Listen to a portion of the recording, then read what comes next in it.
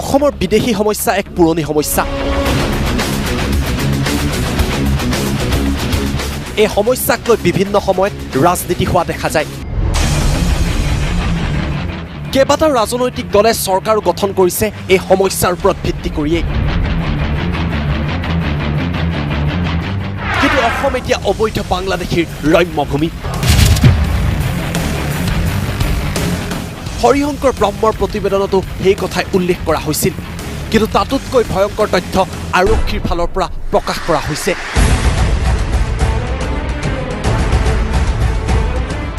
আৰক্ষীয়ে চিনাক্ত কৰা ৪২,০০০ অবৈধ বাংলাদেশী হঠাৎ সন্ধানহীন হৈছে অসমৰ পৰা।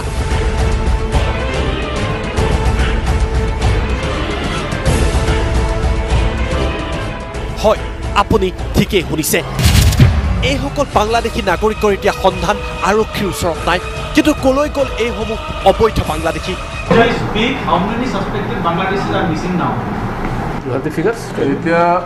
around 42,000.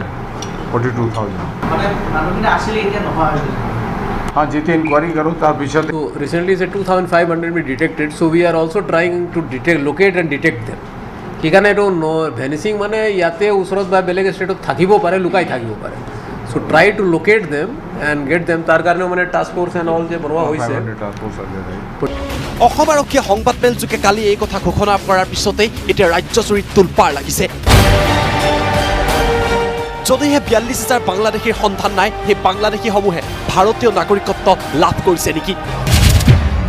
নে অন্য প্ৰান্তত এই বাংলাদেশীসমূহ এতিয়াও লুকাই আছে? আৰু বাংলাদেশীৰ টাৰ্গেটত এতিয়া আছে আমাৰ ৰাজ্য অসম।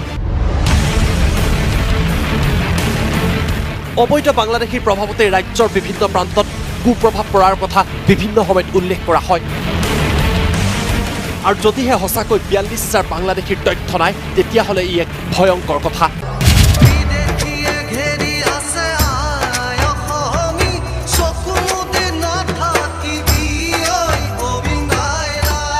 এইসমূহ বাংলাদেশীৰ তথ্য লাভ কৰিবলৈ আৰক্ষী তথা চৰকাৰ সক্ষম হ'বনে নহয়, নে ভাৰতীয় নাগৰিকত্ব লাভ কৰি ভাৰতীয়ৰ দৰেই থাকিব এইসমূহ অবৈধ বাংলাদেশীয়ে?